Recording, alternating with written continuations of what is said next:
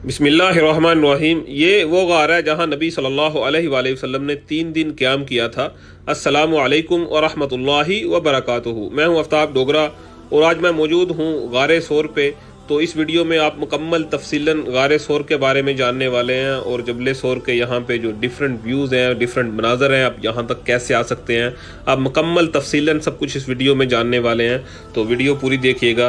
तो ये जी गारे सोर के अंदर के वो मनाजर हैं जहाँ नबी सल्लल्लाहु अलैहि वसल्लम ने 3 दिन क़याम किया था। तो ये गारे सोर बाहर से देखने में कैसी लगती है आप ये देख सकते हैं। आप सीधे खड़े होकर इसके अंदर नहीं जा सकते और ना बाहर आ सकते हैं। तो मैं दोबारा एक बार फिर से दिखाता हूँ। ये भाई अंदर जा रहे हैं, आप देख रहे हैं। बिल्कुल बैठ के आपको यहाँ से जाना पड़ता है।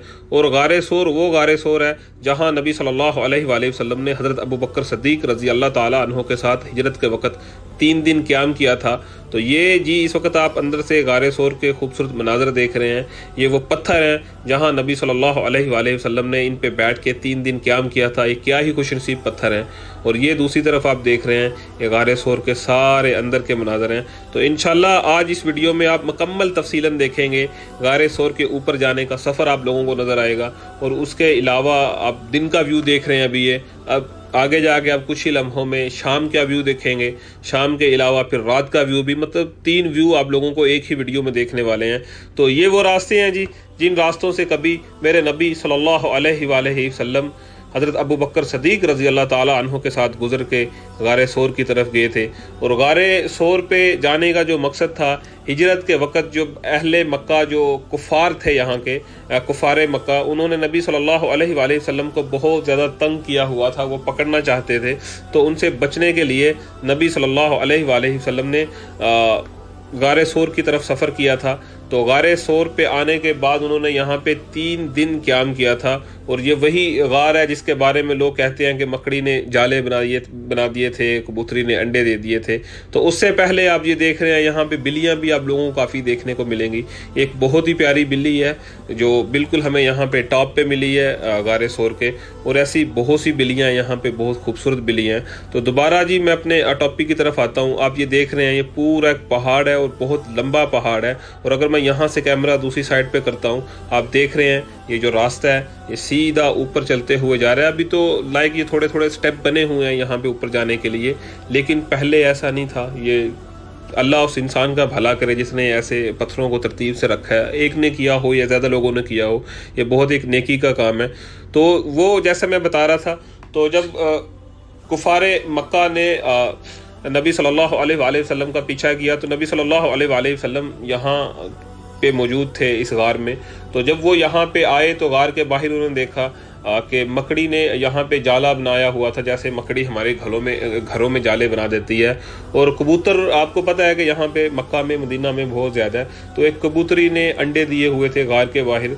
तो वो जो कुफारे मक्का है वो यही देख के यहाँ से वापस चले गए थे। और उसके अलावा एक सांप का किस्सा है यहाँ पे कि सांप ने हज़रत अबू बकर सिद्दीक़ को डसा था। तो सांप ने इसलिए डसा था क्योंकि जब नबी सल्लल्लाहु अलैहि वसल्लम और हज़रत अबू बकर सिद्दीक़ रज़ी अल्लाह ताला अन्हो यहाँ पे आए थे तो रात का वक्त था। तो उन्होंने अपना कमामा सर से उतार के वो यहाँ पे जो छोटे छोटे होल्स थे, सुराख थे, उनको बंद किया। फिर अपनी कमीज़ फाड़ के बंद किया। तो फिर एक होल बाकी था तो उन्होंने उस पर अपनी एड़ी रखी हुई थी और नबी सल्लल्लाहु अलैहि वसल्लम हज़रत अबू बकर सिद्दीक़ रज़ी अल्लाह ताला अन्हो की गोद में सर रख के सो रहे थे। तो वो सांप वहाँ से बाहर निकलना चाहता था, तो वो इसलिए वो डसता रहा। और बहुत से उलमा लिखते हैं कि वो जो सांप है वो दीदार नबूवत करना चाहता था, नबी सल्लल्लाहु अलैहि वसल्लम का दीदार करना चाहता था। और ये जी आप साथ साथ गार के अंदर के मनाजिर देख रहे हैं। यहाँ का किस्सा तो आप लोगों ने सुन लिया।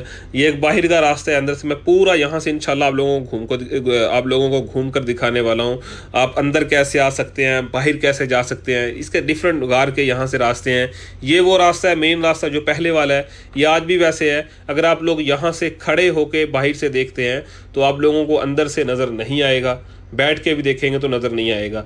और ये यहाँ से आप देख रहे हैं, दूसरी साइड से लोग आते हैं, यहाँ से भी रास्ता बना हुआ है। इस साइड से लोग आते हैं, नफल अदा करने के बाद दूसरी साइड से बाहर निकल के चले जाते हैं, जैसा कि मैंने स्टार्ट में दिखाया। तो और अब यहाँ से आप देख रहे हैं कि लोग जनाब गार के अंदर नवाफिल अदा कर रहे हैं। मैं थोड़ा और आगे जाके दिखाता हूँ। लेकिन गार बहुत छोटी है। आप इसके अंदर खड़े नहीं हो सकते, आप बैठ के ही यहाँ पे नफल अदा कर सकते हैं। अगर गार की ज़ियारत भी करना चाहते हैं बैठ के ही कर सकते हैं।